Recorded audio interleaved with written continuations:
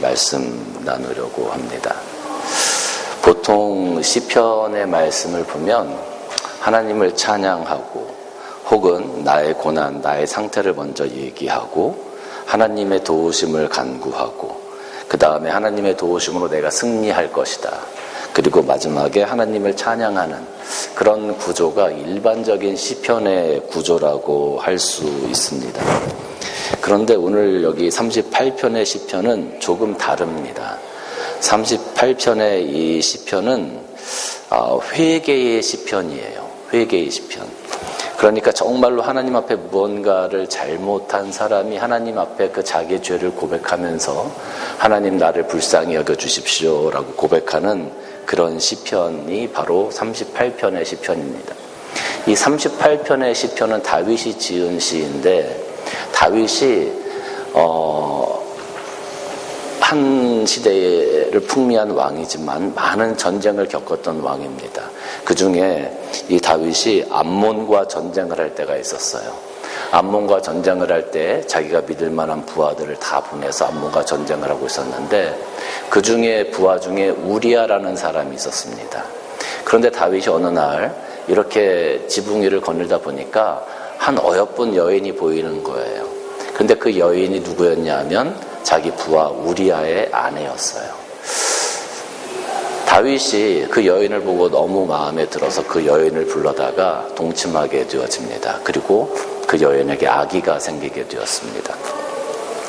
다윗이 자신의 잘못을 감추기 위해서 우리아를 전장에서 불러들입니다. 그리고 너가 열심히 전장에서 싸웠으니 이제 네가 네 집에 가서 쉼을 좀 취하고 며칠 쉬었다가 다시 또 전장에 나가라.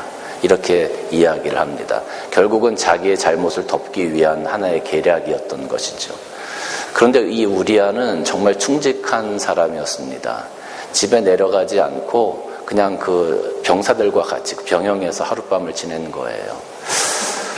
다윗이 물었습니다. 왜 집에 내려가지 않았느냐.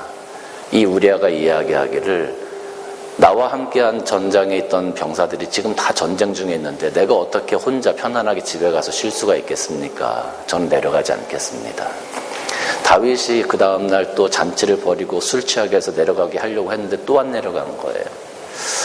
그러니까 다윗이 어쩔 수 없이 편지를 하나 써서 그 요압 장군에게 보냅니다. 그 전장에 있는 대장에게 보낸 거죠.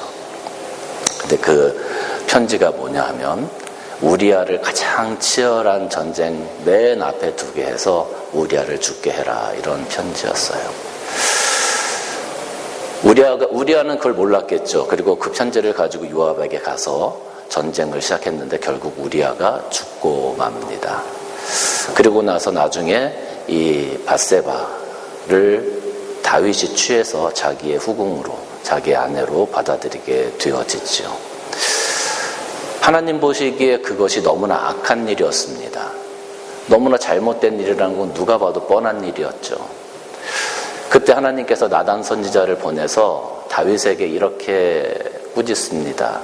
이 나단 선지자가 다윗에게 이렇게 이야기합니다. 어떤 큰 부자가 있는데 그리고 그 옆에 가난한 한 사람이 있어요.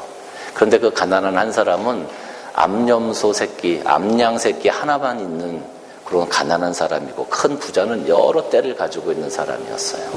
그런데 이 부자한테 어느 날 친구가 놀러 온 겁니다. 이 친구가 놀러 왔는데 이 부자가 자기 거를 잡으려고 하니까 아깝단 말이에요. 그러니까 그 가난한 집에 암양 새끼 하나밖에 없는 그거를 뺏어다가 잡아가지고 자기 친구를 대접했다. 그렇게 하니까 다윗이 그 소리를 듣고 나서 아니 이런 말도 안 되는 일이 있냐고, 내가 그걸 벌하겠다고, 그 사람이 누구냐고 그렇게 막 화를 냅니다.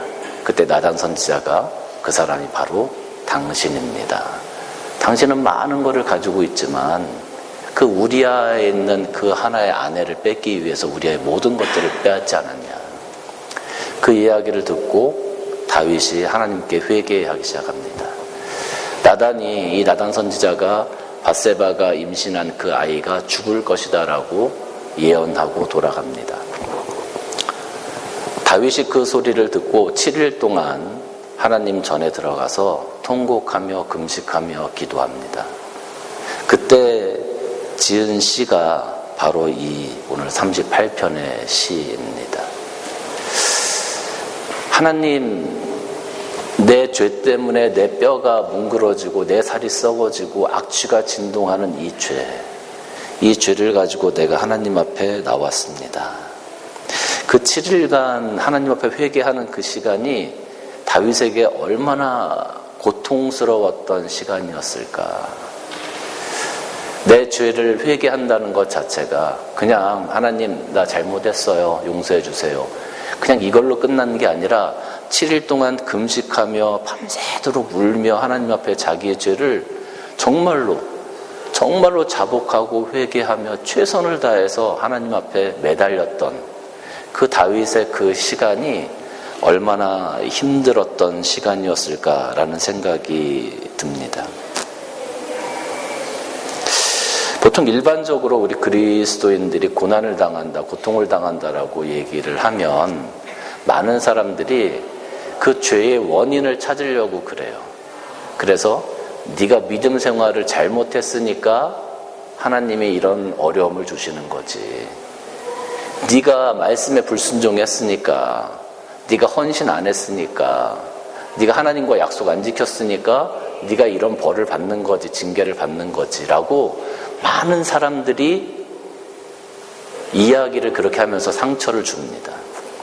그런데 때로는 오늘 여기 이 38편의 시는 다윗이 당연히 벌받을 만한 짓을 했어요. 그래서 그런 고통 가운데 있는 거지만 때로는 고통이, 이 고난이 우리와 상관없이 내가 잘했음에도 불구하고 고통이 올 때가 있고 고난이 올 때가 있고, 내가 잘못해서 고난이 올 때도 있어요. 내가 잘못해서 고난이 온다고 하면 어떻게 보면 쉬워요. 내가 잘못했으니까 그걸 회개하면 돼. 그런데 내가 잘못한 게 없는 것 같은데, 나 열심히 살아왔는데 고난이 와요. 그러면 참 이해하기도 힘들고 극복해 나가기도 참 어렵다라는 생각이 들어요. 세상에 있는 많은 사람들 중에 고난이라는 것을 좋아하는 사람은 없습니다. 왜냐하면 이 고난이라는 것이 오게 되어지면 우리의 많은 것들을 소비해야만 해요. 그 고난을 이겨내기 위해서 시간을 많이 투자해야 합니다. 또 고난을 해결하기 위해서 내가 가진 많은 돈들도 투자해야 됩니다. 또 내가 그것 때문에 정신적인 스트레스를 굉장히 많이 받게 됩니다. 그것 때문에 건강을 잃는 사람들도 있습니다. 이 고난이라는 것을 일반적으로 사람들이 좋아하질 않아요. 그런데 우리 그리스도인들은 이 고난을 대하는 자세가 조금은 달라야 되지 않겠느냐라는 생각이 들더라고요. 하나님께서 우리에게 고난이라는 것들을 허락하셨을 때, 또 내 삶이 힘들고 어려운 상황 가운데 있을 때 많은 사람들이 힘들어하고 눈물을 흘리고 좌절합니다. 네, 그렇게 해도 괜찮습니다. 그런데 그걸로 끝나면 안 된다는 거죠. 일반적으로 세상에 있는 사람들은 거기서 끝이 나지만 우리 믿음 있는 사람들, 그리스도인들은 거기서 끝이 아니라는 거예요. 그래서 우리는 고난에 대해서 어떠한 태도로 그것을 좀 바라봐야 할지 잠깐 여러분들과 말씀 나누려고 합니다. 첫 번째는 고난을 피하지 말고 직면할 수 있어야 합니다. 오늘 여기 1절부터 6절까지 말씀 보면 다윗이 그 어려운 고난이 왔을 때, 하나님 앞에 정말 회개해야 되는 그 참회의 시간이 왔을 때 그가 성전 앞에 나아갔다라는 거예요. 회피하지 않고 나아갔다라는 거예요. 나가서 하나님께 기도합니다. 하나님, 여호와 주의 노하심으로 나를 책망하지 마시고 주의 분노하심으로 나를 징계하지 마시옵소서. 3절 말씀 보면 주의 진노로 말미암아 내 살이 송한 곳이 없사오니 내 죄로 말미암아 내 뼈에 평안함이 없나이다. 내 죄악이 넘쳐나서 무거운 짐 같은 내가 감당할 수 없습니다. 내 상처가 썩어 악취가 납니다. 하나님 앞에 자신의 모든 것들을 피하지 않고 그대로 내어놓는, 그런 모습을 보였다라는 거죠. 그 일주일이라는 시간이 아마 지옥 같았을 겁니다. 그 지옥과 같은 시간 피하지 않고 하나님 앞에서 그 시간을 감당했다라는 거예요. 여러분, 우리에게 고난의 시간이 올 때 사람들은 그것을 피해가기를 원해요. 나에게 안 왔으면 좋겠다. 그런데 그 고난에 대해서 피하려고 하지 말고 그 고난을 하나님 앞에서 한번 감당해 보려고 하는 그런 노력이 우리에게 필요하지 않느냐라는 겁니다. 어떤 학자가 물고기를 연구하기 위해서 미국 서부에서 미국 동부로 이 물고기들을 잡아가지고 수조에다 담아서 그거를 이렇게 쭉 이동을 시켰습니다. 이동을 시키는데 약 2주간의 시간이 걸렸어요. 그런데 참 희한하게도 그 물고기 수조를 처음에는 싱싱하고 건강한 물고기들을 수조에다 담아서 2주 동안 그 미국 동부로 가지고 가면 다 폐사하는 거예요, 물고기들이. 아무리 뭐 이렇게 저렇게 좋은 방법을 다 해줘도 안 되는 거예요. 그런데 이 수산학자가 물고기들이 있는 데에다가 문어를 한 마리 이렇게 넣었어요. 문어가 고기들을 잡아먹거든요. 근데 이 문어를 넣으니까 고기들이 긴장해가지고 막 도망다니는 거예요, 살려고. 근데 2주 동안 그렇게 문어를 집어넣고서 이동을 했더니 물고기들이 다 살아났다라는 거죠. 물고기들 입장에서는 그것은 굉장히 큰 위험이었고 고난이었고 고통이었을 겁니다. 그런데 그 고통이 오히려 그 물고기들을 살리는 힘이 되었다라는 거예요. 오늘날 우리들에게 주어지는 고난의 시간이 있다 할지라도 그 고난이 결국은 우리로 하여금 더 건강하게 만들고 우리로 하여금 더 하나님 앞에 세워져 가게 하고 우리의 삶을 더 단단하게 만드는, 비가 온 뒤에 땅이 굳어지는 것처럼 더 단단하게 만들어주는 그런 시간들이 되어진다라는 거죠. 그러니까 고난이 올 때 무조건 피하려고 하지 마세요. 오히려 그것을 내 삶의 양식으로 삼으세요. 그리고 그것 위에다가 내가 하나님과 함께 내가 세워가고 싶은 그 꿈과 사명을 한번 세워가 보시라는 겁니다. 고린도후서 1장 6절 말씀 보면 우리가 환난을 당하는 것도 너희가 위로와 구원을 받게 하려는 것이요 우리가 위로를 받는 것도 너희가 위로를 받게 하려는 것이니 이 위로가 너희 속에서 역사해서 우리가 받은 것 같은 고난을 너희도 견디게 할 것이다 라고 이야기하고 있어요. 여러분, 고난이라는 것이 나만 당하는 것이 아니에요. 옆에 있는 사람들 다 행복한 것 같지만 나름대로 어려운 상황들이 다 있어요. 그걸 극복해가는 것들을 바라보면서 우리도 함께 기도하고 그들과 함께 세워져가는 그러한 모습이 우리들에게 필요하다. 그래서 그리스도인들이 서로를 위해서 기도해줘야 된다라는 겁니다. 두 번째는 하나님 앞에서 정직해야 합니다. 여기 18절, 17절 말씀 보면 내가 넘어지게 되었고 나의 근심이 항상 내 앞에 있사오니 내 죄악을 아뢰고 내 죄를 슬퍼함이니이다. 내 죄악을 하나님께 솔직하게 다 털어놨다라는 거죠. 내가 하나님께 감춤 없이 나의 모든 것들을 하나님 앞에 다 고백한다라는 거죠. 자신의 죄를 하나님께 다 고백할 때 그럼에도 불구하고 많은 사람들이 하나님 앞에서 가식적으로 고백하는 경우들도 많이 있습니다. 하나님 앞에서 뭐 현란한 현학적인 어구들을 사용하면서 자신의 죄를 포장하는 사람들도 있어요. 근데 여러분, 하나님 앞에 우리가 정직한 모습으로 서야 된다는 것은 정말로 우리가 벌거벗은 모습으로 하나님 앞에 서서 내가 무엇을 하나님께 말씀드리고 싶은지를 정확히 말을 해야 돼요. 고난이 오잖아요. 아픔이 오잖아요. 여러분 아파요. 그러면 어떤 현상이 제일 먼저 생깁니까? 내가 아파. 막 어디 가다가 막 확 해가지고 막 다쳤어. 애들이 넘어졌어. 그럼 제일 먼저 어떻게 해요?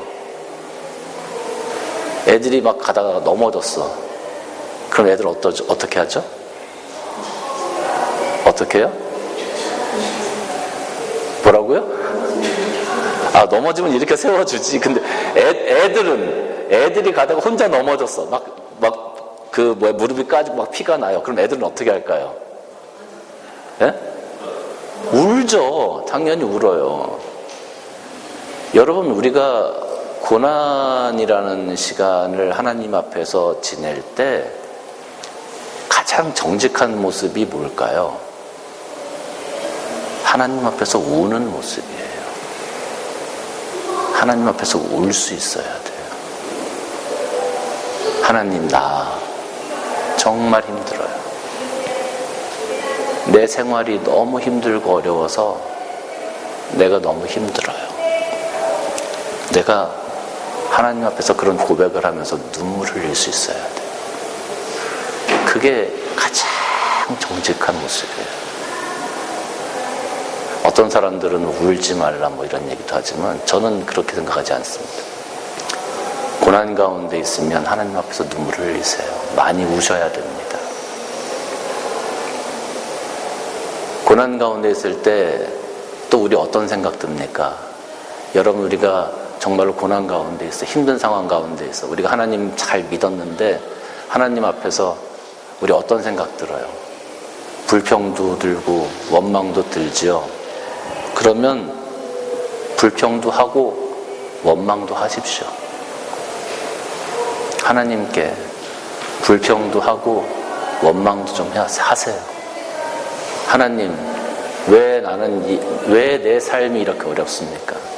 하나님, 내가 무엇을 그렇게 잘못했습니까? 내가 하나님 앞에서 어떤 모습으로 세워져 가기를 원하십니까? 나는 정말 못 살겠습니다. 하나님 앞에 불평도 좀 하고 원망도 좀 하세요. 어떤 사람들은 어떻게 하나님께 불평하고 원망을 합니까? 원망이나 불평하지 말고 감사하세요, 이렇게 얘기도 해요. 근데 그것도 좋은 방법 중에 하나라고 생각합니다. 그런데 가장 인간적이고 가장 정직한 모습은 어떤 것일까요? 애들이 막 가다가 넘어져서 혼자 막 무릎이 까져서 피가 철철 나는데 하나님 감사합니다.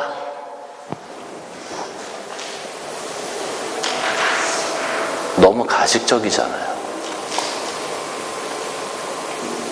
아프면 울어야 되는 거고 고통스러우면 내 입에서 원망이 나올 수밖에 없는 거예요. 불평이 나올 수밖에 없는 거예요. 그거 잘못된 거 아닙니다. 욥도 하나님께 불평하고 원망했어요. 욥은 하나님께 잘못한 게 없었거든요. 하나님이 욥의 믿음을 시험하기 위해서 욥에게 고난을 주셨어요. 욥이 자신의 삶을 하나님께 말씀드리면서 나는 죄를 짓지 않았고 나는 하나님께 제사도 잘 지냈고 예배도 잘 지냈고 그런데 내가 왜 이렇게 힘든 상황을 겪어야 됩니까? 오히려 내가 태어난 날을 내가 저주합니다라고 욥이 막 얘기하는 거예요. 그럼 불평을 하는 거예요. 원망을 하는 거예요. 욥이요, 제가 욥의 그 인생을 계산해 보니까 욥이 그 고난을 당한 기간이 몇 년인지 아세요? 30년. 욥이 고난을 당한 기간이 30년이더라고요. 30년 동안 욥이 계속 고난을 당한 거예요. 우리는 1년, 6개월 이것도 참기 힘들잖아요. 2년, 3년만 넘어가면 못 살겠습니다라고 우리 막 소리치고 아우성 치잖아요. 근데 욥의 인생을 계산해 보니까 30년을 고난당했어. 엄청난 고난의 시간이에요. 근데요, 저는 욥이 참 잘했다고 생각해요. 하나님을 향해서 원망도 하고 하나님을 향해서 불평도 하고 자기가 태어난 날을 저주하기도 하고 차라리 내가 안 태어났으면 좋겠다라고 얘기했는데 그게 참 잘했다고 생각해. 왜? 욥은요, 하나님 앞에서만 그랬어요. 하나님 앞에서만 그랬어요. 세상 사람들한테 나 이렇다 저렇다 얘기하고 나를 동정해달라, 나 억울함을 알아달라고 한 것이 아니라 욥은 하나님 앞에서만 그랬어요. 하나님 앞에 서서 그 어려운 시간 30년을 하나님과 해결하려고, 하나님으로부터 답을 얻으려고 하나님과 함께 서서.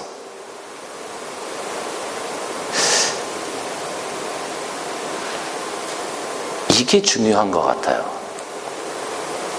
우리가 하나님 앞에 정직하게 서서 원망도 하고 불평도 하라고 제가 말씀드리잖아요. 하나님 앞에 서서 하나님하고 하세요. 하나님하고. 다른 데 가서 불평하고 원망하고 나를 뭐 위로해달라 할 필요 없어. 내가 하나님 앞에 불평하고 하나님 앞에 원망하면 하나님이 그걸 듣고 하나님께서 위로해 주실 거예요. 그래서 불평하고 원망하라고 하시는 말씀 드리는 거예요. 그게 가장 우리의 인간적인 모습이기 때문에, 나의 가장 벌거벗은 모습이기 때문에, 우리 인간의 본성이기 때문에. 아까도 말씀드린 것처럼 애들이 지나가다가 넘어져가지고 일어나가지고 아이고 하나님 감사합니다, 안 그런단 말이죠. 이 돌뿌리가 왜 여기 있어? 그게 우리 인간의 본성이란 말이에요. 근데 하나님 앞에서 하나님과 하세요. 하나님과. 예수님은 불평 안 하셨을까요? 예수님은 불평 안 하셨을까요? 저는 예수님의 겟세마네 동산에서 기도하시는 모습을 보면서 늘 많은 은혜를 받는 것 중에 하나가, 예수님이 아버지 이 잔을 제게서 지나갈 수 있으면 좀 지나가게 해주십시오. 이게 무슨 말일까요? 나 이거 싫어요. 나 이렇게 하기 싫어요. 근데 왜 나한테 이거 하라고 하세요? 어떻게 보면 이게 하나님한테 불평하는 거예요. 하나님, 왜 내가 이걸 해야 되죠? 내가 왜 이런 고난을 당해야 되죠? 근데 예수님 뭐라 그랬어요? 그 다음에 내 뜻대로 마시고 아버지 뜻대로 하옵소서.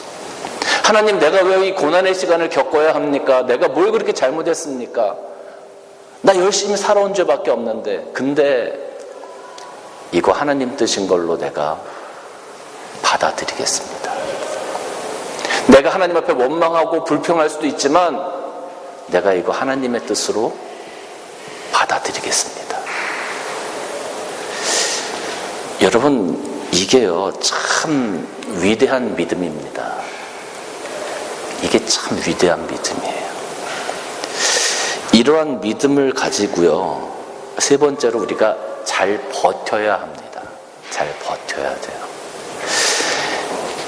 여러분, 고난은요 항상 우리 곁에 있습니다. 사탄은 우리를 늘 고난의 길로 인도하고요, 우리가 잘한다고 고난이 안 오는 것도 아니고 잘못한다고 고난이 오는 것도 아닙니다. 언제나 우리 곁에 있다고 생각하시면 돼요. 그냥 우리 삶의 동반자다라고 생각하셔도 괜찮을 정도로 항상 우리 곁에 있어요. 파스칼은 이렇게 얘기했습니다. 고민하면서 길을 찾는 사람, 그것이 참된 인간상이다 라고 말했죠. 여러분, 우리가 요셉이라는 사람을 알아요. 그죠? 요셉이 형들에게 미움을 받았어요. 미움을 받은 이유가 거기 성경에 보면 형들이 잘못한 거를 아빠한테 고자질한 거예요. 그런데 여러분, 아이들 키우면서 생각해 보세요. 우리 뭐 재원이나 채아 정도, 아니면 뭐 우리 그 이삭이나 이혜리 같은 정도 애들 되면 뭐 잘못했어. 엄마, 오빠가 이랬어.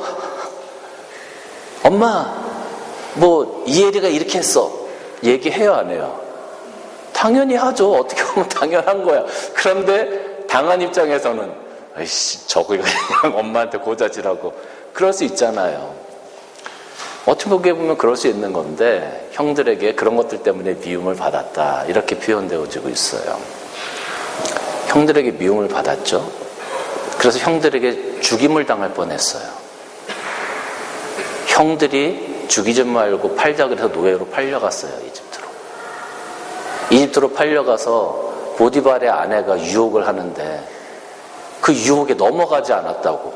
웬만한 남자 같으면 당연히 이렇게 넘어가줘야 되는데, 하나님 말씀 가운데 내가 양심을 지키고 정직하게 살려고 그 유혹을 뿌리쳤더니 감옥에 갇히게 됐어요. 여러분, 요셉이 뭘 그렇게 잘못했나요? 요셉이 왜 그런 고난을 당해야 하나요? 우리가 말로는 이렇게 쉽게 얘기하지만 요셉이 그런 시간을 거쳐간 시간이 10여 년 이상 이렇게 됐단 말이에요. 아까 욥이 당한 고난이 30년이라고 제가 말씀드렸죠. 요셉도 10여 년을 그렇게 고난을 당하는 거예요. 그런데 이 이야기의, 이 스토리의 끝은 어떻게 됩니까?